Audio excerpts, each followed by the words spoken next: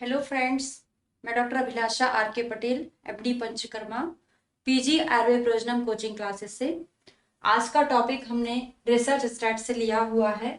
आज का हमारा टॉपिक है classification of quantitative research designs. तो सबसे पहले हम डिवीजन पढ़ते हैं। रिसर्च क्या होता है, इनका कितना डिवीजन होता है, किस किस टाइप से हम रिसर्च कर सकते हैं।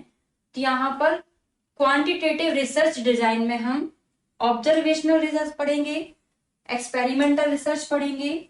ऑब्जर्वेशनल को दो तरीके से डिवाइड किया है, एनालिटिकल और डिस्क्रिप्टिव स्टडीज। अब एनालिटिकल जैसे कोहर्ट स्टडी हो गया, केस कंट्रोल हो गया, इकोलॉजिकल स्टडी हो गया, इसमें ओनली हम एनालिसिस करते हैं, ऑब्जर्वेशन करते हैं। यहाँ पर हम अपना कोई इंटरफेरेंस नहीं करते हैं, है ना। हमारे पास जो डाटा होता है अकेला हम उसको ऑब्जर्व करते हैं, उसमें हम अपना कोई ड्रग इंड्यूस नहीं करते हैं। ठीक है।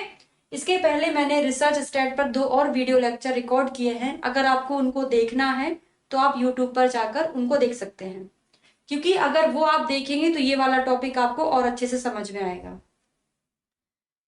इकोलॉजिकल प्रोस्पेक्टिव स्टडी होता है, रिट्रोस्पेक्टिव स्टडी है, क्रॉस सेक्शनल स्टडी है।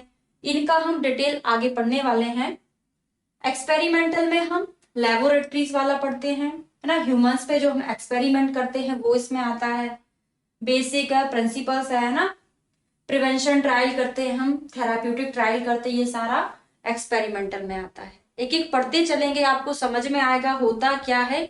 अभी आपको ये वाला चार्ट याद करने की जरूरत नहीं है। हमारा पर्पस, है ना, जो लोग तैयारी कर रहे हैं प्री पीजी की उनके लिए भी इम्पोर्टेंट है, और जो लोग पीजी में आ गए हैं ना, एमडी फर्स्ट ईयर में है, उनके लिए भी इम्पोर्टेंट है, दोनों के लिए इम्पोर्टेंट है। और बीएमएस फाइनल ईयर में भी ये वाला टॉपिक है आपका, उनके लिए भी इम्पोर्टेंट है। तो चलिए स्टार्ट करते हैं। ऑब्जर्वेशनल स्टडी और intervention study.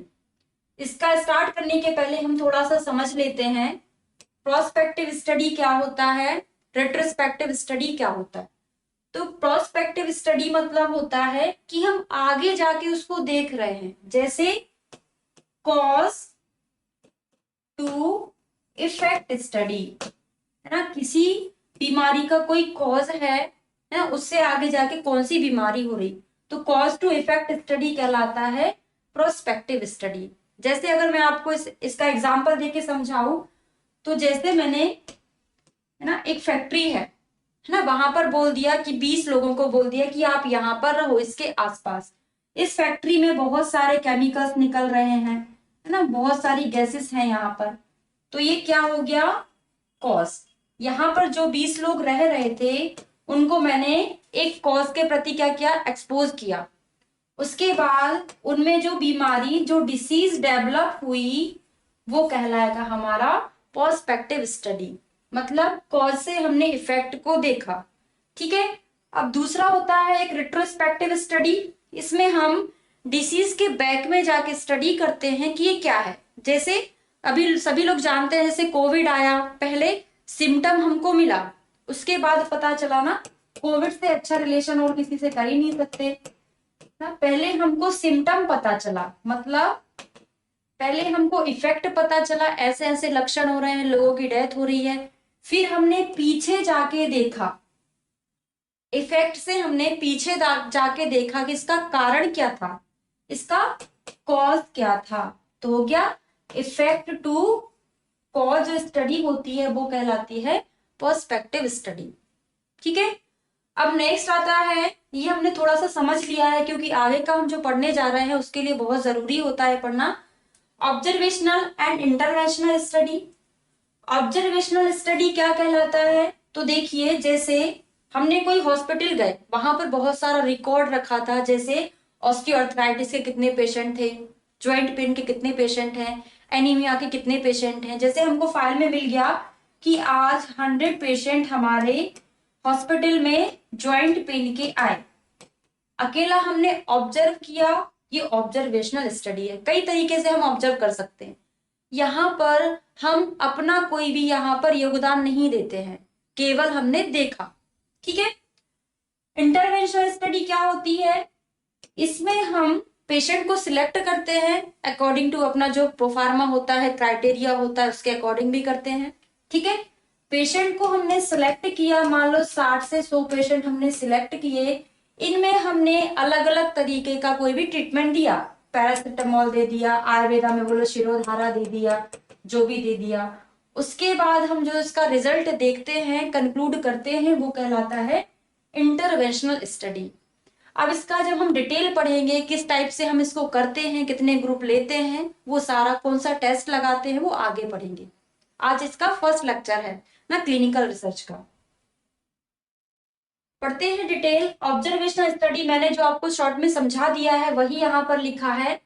Investigator does nothing to affect the outcome. इसमें जो इन्वेस्टिगेटर होता है उसकी आउटकम में, है ना, जो हमारे पास डाटा है उसके आउटकम में कोई भी उसका हस्तक्षेप नहीं होता है, वो उसको अफेक्ट नहीं करता है, जैसा का है जैसा है वैसा का वैसा उसको दिखाना पड़ता है। ठीक है, provides the poor information then the experimental study. इसमें हमको ज्यादा अच्छा कोई रिजल्ट नहीं मिलता है, बहुत कम इंफॉर्मेशन मिलती है। ज्यादा अच्छा हमको कहां पर मिलता है, एक्सपेरिमेंटल स्टडी में मिलता है। To control all the influencing factor is not possible. इसमें अगर हमको कोई भी इन्फ्लुएंसिंग फैक्टर पता चल रहा है तो इसमें हम कंट्रोल नहीं कर सकते। क्यों? क्योंकि हमको यहाँ पर कोई भी हस्तक्षेप नहीं करना है, अपना कोई भी यहाँ पर हस्तक्षेप ना करते हुए उसको हमको रिजल्ट निकालना है।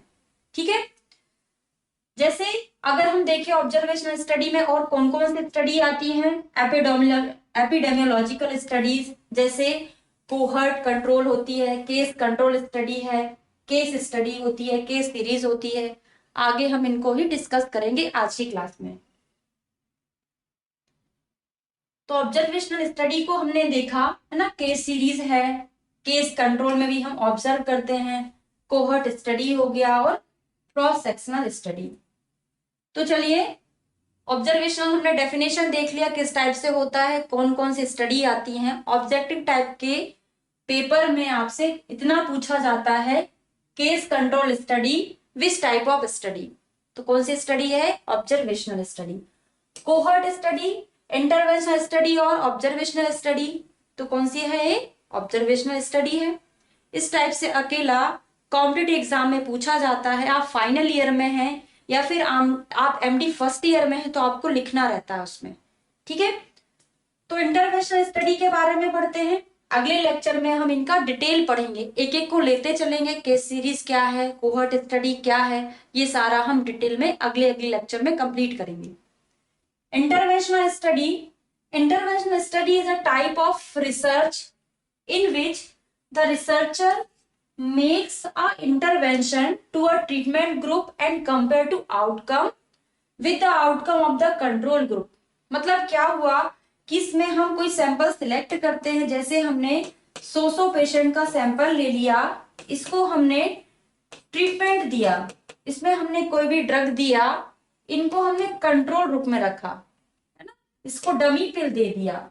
कंट्रोल ग्रुप में क्या होता है, डमी पिल देते हैं, यहाँ पर उसमें कोई मेडिकेटेड चीज नहीं होती है। ठीक है, फिर इनका जो आउटकम हमको मिला, इस आउटकम से हम कंपेयर करते हैं, वो होता है इंटरवेंशनल स्टडी। 2 ग्रुप भी हो सकता है, 4 भी हो सकता है, 1 ग्रुप भी हो सकता है ना, वो डिपेंड करता है हमको कितना ग्रुप लेना है। तो इंटरवेंशनल स्टडी में हम कोई ड्रग देते हैं, रिजल्ट देखते हैं और आउटकम को कंपेयर करते हैं, वो कहलाता है। नेक्स्ट आता है लॉन्गिट्यूडनल स्टडी। ये क्या होता है, तो लॉन्गिट्यूडनल स्टडी में बहुत लंबे समय तक चलता है। तो longitudinal study is a correlation research study that involves repeated observation of the same variable over the long period of the time। समझ रहे हैं? इसको मैं थोड़ा सा एग्जाम्पल से आपको समझा देती हूँ। लॉन्गिट्यूडनल स्टडी क्या होता है, जैसे आपके कॉलेज में आपके सीनियर है ना, फर्स्ट ईयर पहले सीनियर आए, उन्होंने हाइपरटेंशन के ऊपर रिसर्च किया था। ठीक है, वही पेशेंट थे, 30 पेशेंट के ऊपर उन्होंने रिसर्च किया हाइपरटेंशन के, वो स्टडी करके निकल गए। फिर आप लोग आए, है ना, जूनियर आया, उन्होंने भी उन्हीं 30 पेशेंट के ऊपर रिसर्च किया। उन्हीं 30 पेशेंट, ऐसा नहीं कि इन्होंने अगली बार 30 कोई दूसरा ले लिया, सेम पेशेंट होना चाहिए, सेम ड्यूरेशन होना चाहिए। सेम ड्यूरेशन मतलब क्या है, अगर इन्होंने 30 पेशेंट के ऊपर 1 महीना रिसर्च किया था तो इनको भी ड्यूरेशन 1 मंथ ही लेना है। तो सेम पेशेंट के ऊपर सेम ड्यूरेशन में जो स्टडी करेगा वो लंबे समय तक करेगा। फिर जूनियर के और जूनियर आए, उन्होंने फिर वही 30 पेशेंट ले लिए, तो क्या होगा, ये लॉन्गिट्यूडनल स्टडी कहलाएगा। शर्त क्या होना चाहिए, पेशेंट वही होना चाहिए, ट्रीटमेंट का टाइम भी वही होना चाहिए। ठीक है, तो पढ़ लेते हैं। Observation of the same variable, है ना, over long period of time offer many decades, कई सालों तक इसको कर सकते हैं, डिकेट 10-10 साल में। It is a type of observational study. जो लॉन्गिट्यूडनल स्टडी है वो भी एक ऑब्जर्वेशनल स्टडी है। यहां पर ओनली हमको ऑब्जर्व करना है, यहां पर हमको कोई इंटरवेंशन नहीं करना। ठीक है, उसका भी मैं एग्जांपल देके आपको बताऊंगी। Longitudinal study are often use in psychology, कहां पर हम अधिकतर यूज करते हैं इसको, साइकोलॉजी का पता लगाने के लिए।